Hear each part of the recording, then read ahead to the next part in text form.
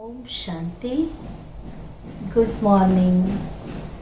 आज बाबा की 9/6/2022 की वाणी है। कहते हैं संसार में सबसे श्रेष्ठ और सबसे ऊंचा ब्राह्मण कुल माना जाता है, क्योंकि ब्राह्मणों के अंदर उन्हें ऊंच क्यों मानते हैं? क्योंकि ब्राह्मणों के अंदर पवित्रता होती थी। ब्राह्मण माना ही श्रेष्ठ। लेकिन आज थोड़ा फर्क पड़ गया है। आजकल के ब्राह्मण, उनका खान पान, रहन सहन सब बदल गया है। लेकिन शिव बाबा ने जिन ब्राह्मणों को एडॉप्ट किया, जिन शूद्रों को ब्राह्मण बनाया, शूद्र अर्थात शूद्रपन के संस्कार,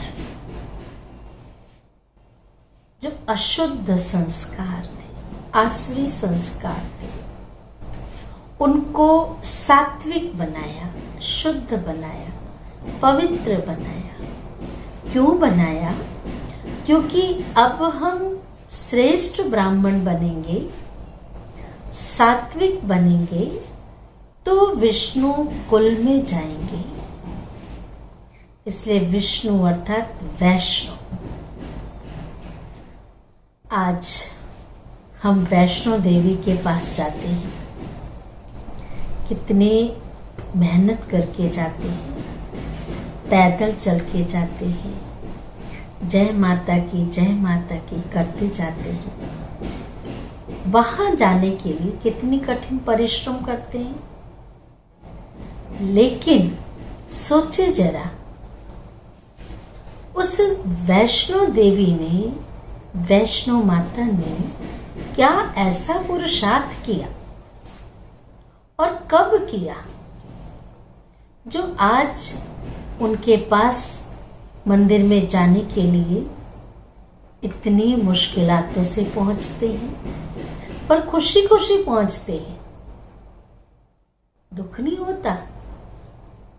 अगर आपको सच्चा वैष्णव बनना है, वैष्णव अर्थात दैवी गुण वाले, देवताई गुण वाले, जिसके अंदर तन की भी शुद्धता हो, मन की भी शुद्धता हो, धन की भी शुद्धता हो, अन्न की भी शुद्धता हो, व्यवहार की शुद्धता हो, तो जिसके अंदर ये सात्विकता है, शुद्धता है, पवित्रता है, वो सच्चे वैष्णव है। आज देखिए लोगों का खान पान कैसा हो गया है, रहन सहन कैसा हो गया है। नवरात्रों में हम 9 दिन प्याज लहसुन को भी हाथ नहीं लगाते, इसलिए कि देवी माँ को पसंद नहीं है।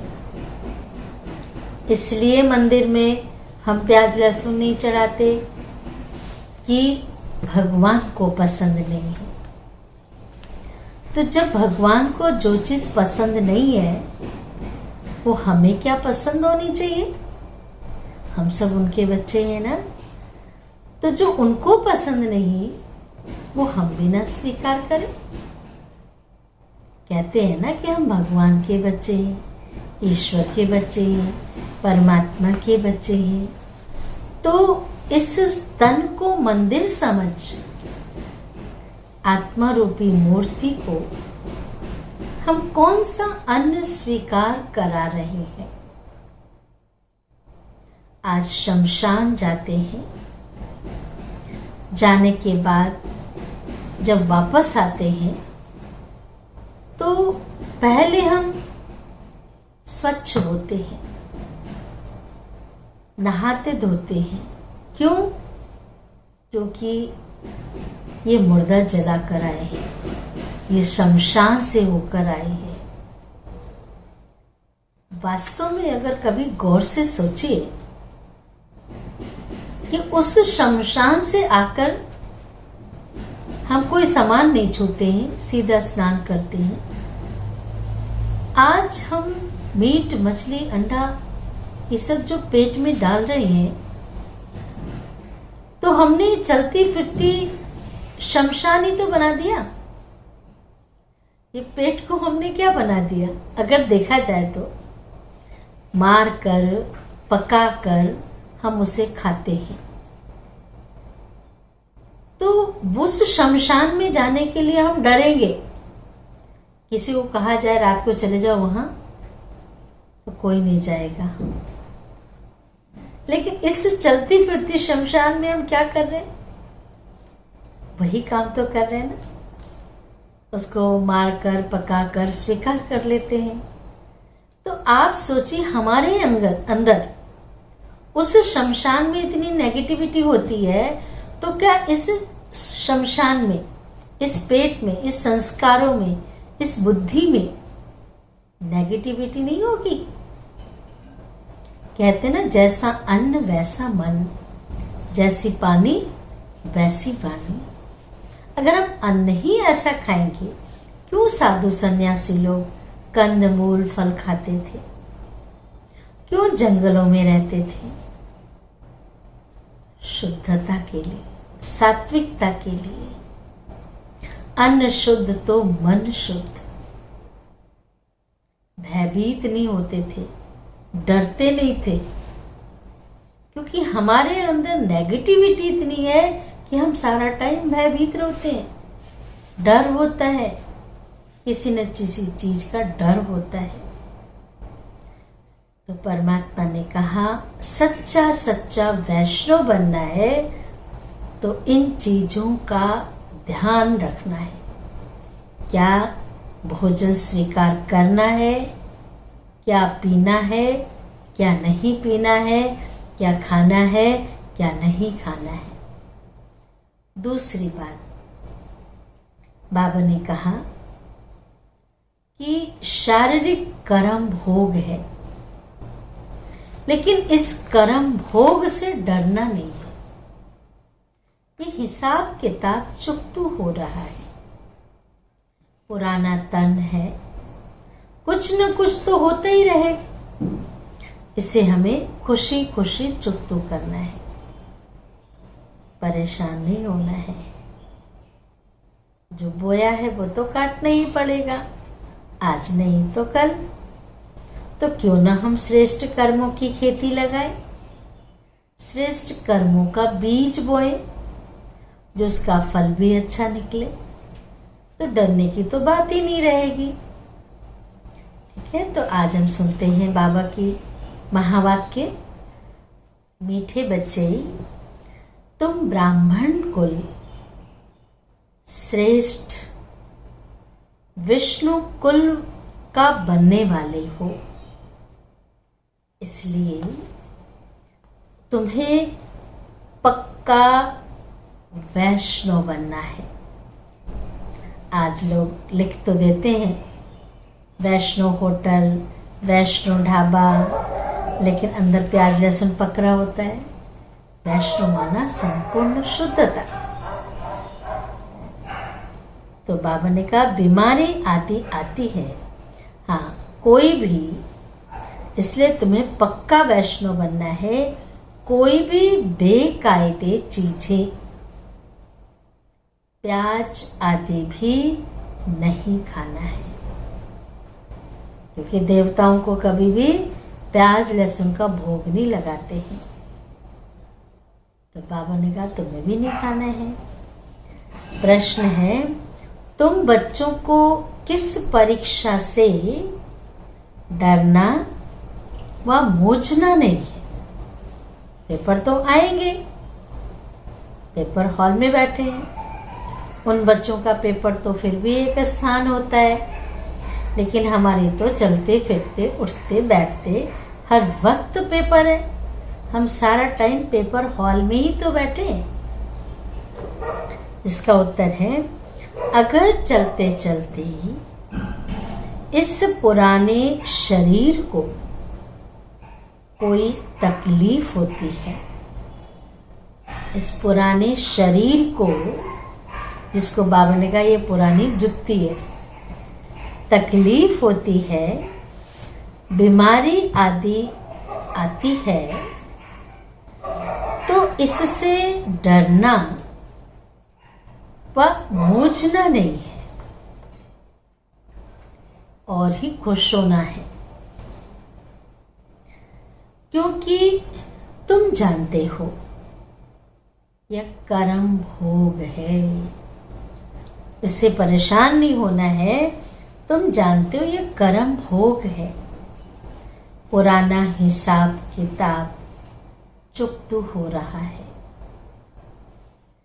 हम योग बल से हिसाब किताब नहीं चुकतू कर सके, योग में पावर नहीं है, पिछला नहीं चुकतू कर सके, तो कर्म भोग से चुकतू हो रहा है। या तो योग बल या तो भोग बल। कहते हैं ना माँ बाप बच्चों को, या तो तू प्यार से मान जा, नहीं तो फिर तेरे को डंडे पड़ेंगे, डांट खानी पड़ेगी। तो अगर हम परमात्मा की याद से हम हिसाब किताब चुकतू करते हैं तब तो ठीक है, नहीं तो फिर भोगनी पड़ेगी। कर्मों का फल भोगना ही पड़ेगा। यह जल्दी खत्म हो तो अच्छा है। जितना जितना हम बाबा को याद करेंगे तो वो कर्म भोग जल्दी चुकतू हो जाएंगे। गीत है, हम इस धरती के, हमारे तीर्थ न्यारे हैं, हम धरती के तारे हैं, सितारे हैं। धारणा के लिए मुख्य सार, ऊंच पद पाने के लिए शिव बाबा की दुकान का अच्छा सेल्समैन बनना है। जो बाबा के सेंटर्स हैं, ये दुकान है। जिस ज्ञान की आदान प्रदान करने को, ज्ञान का गुणों का दान करने को बाबा ने कहा अच्छा सेल्समैन बनना है। हर एक की नब्ज, कहते हैं ना, पात्र को देख करके दान करो। हर एक की नब्ज को की देख कर फिर उसे दान देना है। ये सुनने योग्य है या नहीं है, इसलिए उसकी पहचान जो इस देवता घराने की आत्मा होगी वो मंदिरों में मिलेगी, शिव के मंदिर में मिलेगी, देवताओं के मंदिर में मिलेंगे, तीर्थ स्थानों पर मिलेंगे। तो ऐसी आत्माओं को जिसको चाहना है, जिसको भूख लगी है उसे भोजन दो, जिसे प्यास लगी है उसे पानी दो, जिसको जिस चीज की जरूरत है उस समय मिलेगा तो वो आत्मा संतुष्ट होगी। दूसरी पॉइंट है, क्रोध के वश हो मुख से दुखदायी बोल नहीं बोलने हैं। कई बार क्रोध के वशीभूत होकर के हम किसी को भी कुछ भी बोल देते हैं और बाद में पश्चाताप करते हैं, लेकिन उसके बाद तो कुछ मिलेगा नहीं ना, बोल दिया ना। बाप का मददगार बनने की गारंटी कर कोई भी डिससर्विस का काम नहीं करना। भगवान के एक बार बन गए, उसके मददगार बन गए और फिर जाकर के उसकी बदनामी कराते हैं तो डिससर्विस का काम नहीं करना है। वरदान है, नथिंग न्यू की स्मृति से विघ्नों को खेल समझकर बहुत ऊंची स्थिति है। विघ्नों को खेल समझकर पार करने वाले अनुभवी मूर्त भव। विस्तार है। विघ्नों का आना यह भी ड्रामा में आदि से अंत तक नोंद है।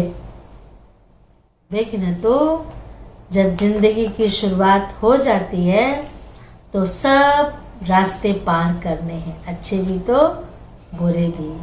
कठिनाई भी आएगी, समस्याएं भी आएंगी, लेकिन उसे खेल समझकर पार करना है।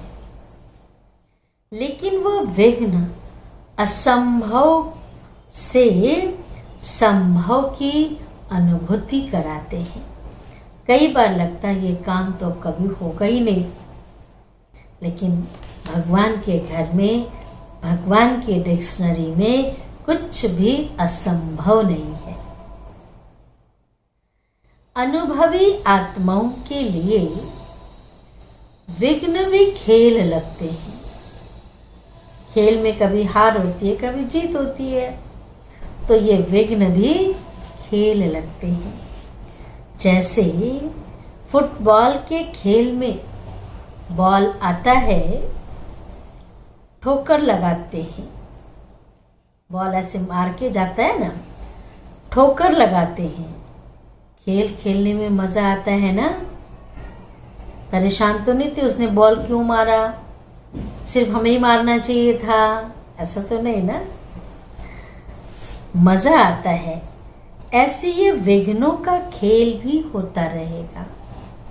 एक विघ्न जाएंगे दूसरी आएगी, दूसरी जाएगी तो तीसरी आएगी, क्योंकि समस्याओं की दुनिया में है, समस्याएं तो आएंगी। आप काजल की कोठरी में जाओ, काजल तो लगेंगे। बारिश के दिन है, कीचड़ है और आप जा रहे हैं तो कीचड़ तो लगेंगे। संभालना तो आपको है ना, या उस कीचड़ से डर जाना है? आए उसका सामना करो। ऐसे ये विघ्नों का खेल भी होता रहेगा। Nothing new. ड्रामा खेल भी दिखाता है और संपन्न सफलता भी दिखाते हैं। खेल भी है, लेकिन उसी खेल में संपन्न बनना है और उसी खेल से हमें सफलता मिलेगी। स्लोगन है, सबके गुणों को देख विशेषताओं की खुशबू फैलाओ। स्लोगन है, सबके गुणों को देख विशेषताओं की खुशबू फैलाओ तो यह संसार सुखमय बन जाएगा।